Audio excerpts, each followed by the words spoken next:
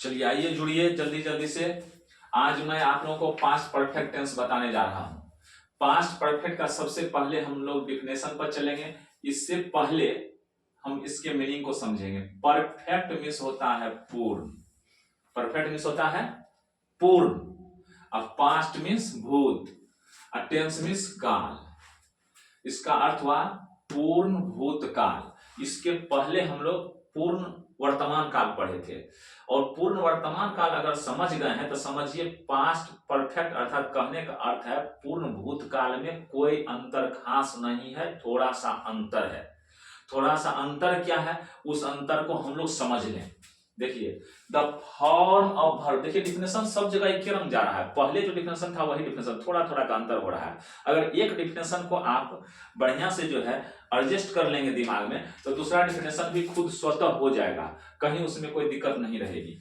The form of verb that shows, कहते हैं क्रिया का वह रूप, दैट शोज जो दर्शाता है any one word had work, कि कोई आदमी काम किया था इन द प्रीवियस टाइम, बीते हुए समय में, is called past perfect tense. उसी को हम लोग क्या बोलते हैं, पास्ट परफेक्ट टेंस बोलते हैं। जैसे देख लीजिए the form of her that shows, क्रिया का वह रूप जो दर्शाता है any one had worked, any one had worked, कोई आदमी काम कर लिया था, या कहिए कोई आदमी काम कर चुका था। एक ही बात है, लिया था या कर चुका था। तो वैसे भी हम लोग बोलते हैं कोई आदमी काम कर चुका था। तो इससे क्या पता चलता है, भाई कोई काम खत्म हो चुका था, कोई आदमी कोई काम को करके खत्म कर दिया था या कर लिया था। एनी वन हैड वर्कड, कोई आदमी काम कर लिया था। तो कर लिया था जैसे बोलते हैं कोई आदमी काम कर लिया था, इससे तो सीधे पता चलता है कि काम को खत्म कर दिया था। कोई उसमें दिक्कत है, कोनो उसमें बात है, कोई खास बात उसमें नहीं है।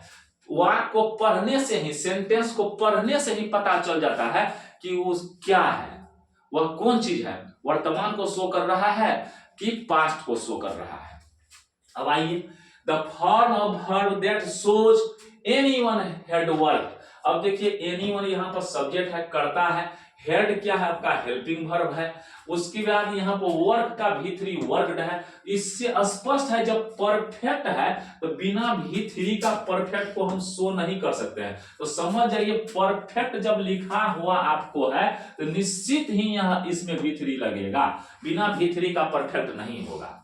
क्लियर है, स्पष्ट है। परफेक्ट भी3 तो परफेक्ट, परफेक्ट तो भी3 तो परफेक्ट। अब कहेंगे सर जी परफेक्ट को पकड़ कैसे लेंगे, हम पकड़ लेंगे वैसे तो सेंटेंस को पढ़ करके वाक्य को पढ़ के भी पकड़ेंगे। अगर वाक्य को पढ़ करके नहीं पकड़ते हैं तो दूसरा भी तरीका है कि यहाँ पर चिन्ह देख करके पकड़ेंगे। चिन्ह कोई खास बात नहीं होती है। अगर सेंटेंस को समझ रहे हैं, पढ़ के क्लियर हो रहा है, हमारे मेमोरी में एडजस्ट हो जाता है, दिमाग में एडजस्ट हो जाता है, क्या कह रहा है, मैं खा चुका था, तो स्पष्ट है खा के खत्म कर दिए थे। अब मैं खा लिया था, खा चुका था बोलिए या खा लिया था बोलिए, बात एक ही है। खा लिया था कब अर्थ हो गया, हम खा लिए थे, बात खत्म कर दिए थे। कब, पहले ही, वर्तमान से पहले ही। अब देखिए चुका था लिखा हुआ है, चुकी थी लिखा हुआ है, चुके थे, या था, ई थी, ये थे। जैसे बोलेंगे ये लोग खा लिए थे, तो ये थे आता है ना। तो उसी तरह से समझ जाइए आप कि यह टेंस कौन सा टेंस है, कौन टेंस, जो वाक्य को हम पढ़ेंगे तो उसके आगे वाला हिस्सा को देख करके पता कर लेंगे वह कौन सा टेंस है। समझ गए। इफ चुका था, चुकी थी, या था, ई थी, ये थे, या था, etc are in the end of Hindi sentences, then we should understand that the sentences are past perfect tense। समझना चाहिए वह past perfect tense है। अब देखिए यहां पर क्या अर्थ हुआ, अर्थ को भी थोड़ा सा समझ लेते हैं। इधर तो हम बढ़ गए थे। The form of her that shows, क्रिया का वह रूप जो दर्शाता है anyone had worked in the previous time, कोई व्यक्ति बीते हुए समय में कोई काम को कर चुका था। प्रीवियस मींस होता है पहले के समय में, अर्थात बीते हुए समय में। Is called past perfect tense, उसी को हम लोग पास्ट परफेक्ट टेंस कहते हैं। क्रिया के जिस रूप से यह पता चलता है कि कोई व्यक्ति बीते हुए समय में काम को कर चुका था, क्रिया के उसी रूप को हम लोग कहते हैं past perfect tense, is called past perfect tense, is called past perfect tense. Clear है बात? अब रिकॉग्निशन भी समझ लिए हैं, चुका था, चुकी थी, या था, ई थी, ये थे। अब रूल टू ट्रांसलेट अर्थात अनुवाद के नियम, ट्रांसलेट मींस होता है अनुवाद, अनुवाद के लिए नियम। सबसे पहले at first, at first means होता है सर्वप्रथम, सर्वप्रथम हम लोग क्या लिखेंगे, सब्जेक्ट को लिखेंगे। देन मींस होता है तब, तब हम लोग हेल्पिंग वर्ब को लिखेंगे। हेल्पिंग वर्ब इसका क्या होगा, यही हेड होगा, यही हेड होगा हेल्पिंग वर्ब। अब देखिए आफ्टर इट, इसके बाद थर्ड फॉर्म ऑफ वर्ब, क्रिया का तीसरा रूप होगा। जैसे हम यहाँ भी लिखे हैं तीसरा, वर्ब का भीतरी होता है वर्ब, जैसे ईट होता है पहला रूप, एट होता है दूसरा रूप, इटेन होता है तीसरा रूप, तो इटेन हुआ तीसरा रूप, उसी तरह से वर्ब का तीसरा रूप वर्ब होता है। तो याद कर लीजिए हेड हमेशा होगा, जब पास्ट परफेक्ट होगा तो हमेशा हेड होगा, भीतरी होगा, बस यही दो ये मूल मंत्र है इसका, हेड भीतरी, हेड भीतरी, हेड भीतरी लगा दीजिए, पास्ट परफेक्ट हो गया। कहने का था जब चुका था, चुकी थी, या था, ई थी रहे तो सीधा हेड भीतरी लगा दीजिए, हेड भीतरी लगा दीजिए, हो गया। किसी भी वाक्य के अंत में चुका था, चुकी थी, या था, ई थी, ये थे रहे तो समझे उसके अंत में हम लोग क्या करेंगे, आराम से चुका था, चुकी थी है अंतिम में है तो हम लोग हेड लगाएंगे। लेकिन ध्यान दीजिए ये तो हम बना दिए, लेकिन ऐसे होता नहीं है। इसके लिए तो समान पहले हम सीखने के लिए बताए हैं। इसमें जैसे है मैं काम कर चुका था, इसका अर्थ होता है कि कोई काम जो है इसके बाद हुआ है, तब न हम पहले यह काम कर चुके हैं। तो कहने का अर्थ है मेरे पिताजी के आने से पहले मैं खाना खा लिया था, मैं खाना खा चुका था। जैसे बोलते हैं मैं खाना खा चुका था, इसका मतलब है इसके बाद भी कुछ हुआ है। जैसे पिताजी के आने के पहले मैं खाना खा चुका था, उसमें दोनों सेंटेंस होगा, लेकिन हम इसको ऐसे बताए हैं कि पहले इसको समझ लीजिए और तब उस सेंटेंस को हम जोड़ देंगे बढ़िया से। ठीक है, आगे देखिए। अब बात को इतनी समझ गए, क्या समझे? सबसे पहले हमको सब्जेक्ट लिखना है, तब हेल्पिंग वर्ब लिखना है, हेल्पिंग वर्ब के बाद क्या करना है, क्रिया का तीसरा रूप लिखना है, उसके बाद ऑब्जेक्ट को लिखना है, कर्म जिसको बोलते हैं, रिटेन इन द इन अंत में लिखे जाते हैं। कहने का अर्थवा सबसे पहले सब्जेक्ट, तब हेल्पिंग वर्ब, उसके बाद क्रिया का तीसरा रूप, नेक्स्ट बाद में object are written in the end, अंत में ऑब्जेक्ट को लिखे जाते हैं। ये सारी चीज को लिखा जाता है। क्लियर है? अब आइए आगे देखिए इसका स्ट्रक्चर। सबसे पहले सब्जेक्ट है, हेड है, भीतरी है, ओ है। एक चीज तो जान लीजिए, सब्जेक्ट और ऑब्जेक्ट तो सब में रहता है, ऑब्जेक्ट रहता भी है, नहीं भी रहता है। जैसे मैं रोटी खा चुका था, तो रोटी है तो तब तो ऑब्जेक्ट हुआ, रोटी है ना ऑब्जेक्ट हुआ जी, कर्म हुआ। अगर रहेगा मैं खा चुका था तब तो ऑब्जेक्ट से कोई मतलब नहीं। मेन होता है कोई भी सेंटेंस का, कोई भी टेंस का यही दो चीज, हेल्पिंग वर्ब, भीतरी, सॉरी हेल्पिंग वर्ब और भीतरी वर्ब, हेल्पिंग वर्ब और वर्ब, हेल्पिंग वर्ब और वर्ब। कहीं पर 3 होगा, कहीं पर 2 होगा, कहीं पर 4 होगा, कहीं पर 5 होगा, कहीं पर V1 होगा। दुइये ठो बात है, हेल्पिंग वर्ब और V3 तो इसमें ना हुआ।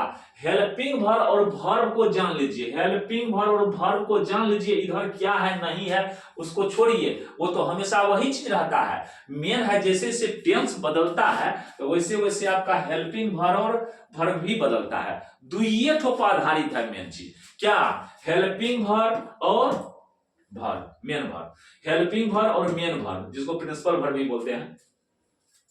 अब देखिए वह खा चुका था, तो वह का इंग्लिश सब्जेक्ट है वह, तो ही होगा। अब देखिए उसके बाद हेड लगेगा, तो हेड लगा दिए, था थी के लिए हेड हो गया, चुका था चुकी था के लिए हेड हो गया। उसके बाद आइए क्या है, भीतरी, तो भीतरी खाना का भीतरी, खाना का ईट होता है, ईट का भीतरी ईटेन होगा। उसके बाद ऑब्जेक्ट, ऑब्जेक्ट तो इसमें नहीं है। अच्छा ऑब्जेक्ट वाला कहीं देखते हैं, है यहाँ देखिए ऑब्जेक्ट वाला हमको मिल रहा है यहाँ देखिए, वह मुझको बुलाई थी, तो वह लड़की है इसलिए क्या होगा, सी होगा। सी के बाद हम लोग क्या लिखेंगे, देखिए तो हेड लिखेंगे, हेड लिख दिए हैं, सब्जेक्ट हो गया आपका सी। उसके बाद क्या लिखना है, उसके बाद हमको लिखना है, हेड तो हो गया, तब क्या होगा, वर्ब का तीसरा रूप, तो बुलाना ही ना वर्ब है, बुलाना, बुलाना का तीसरा रूप क्या होगा, यानी बुलाना का तीसरा रूप तो यहाँ पे हिंदी में तो बुलाई कहिए, लेकिन बुलाना का इंग्लिश होता है कॉल, इसका तीसरा रूप कॉल्ड ना होगा।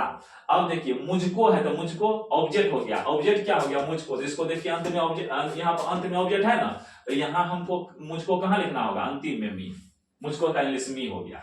अब कहेंगे सर जी ऐसे नहीं वैसे बताइए, कैसे बिना स्ट्रक्चर का, तो बिना स्ट्रक्चर का है यहाँ देखिए ना, वह का इंग्लिश सी हो गया, चुकी थी तो लड़की है जी, इसलिए सी होगा।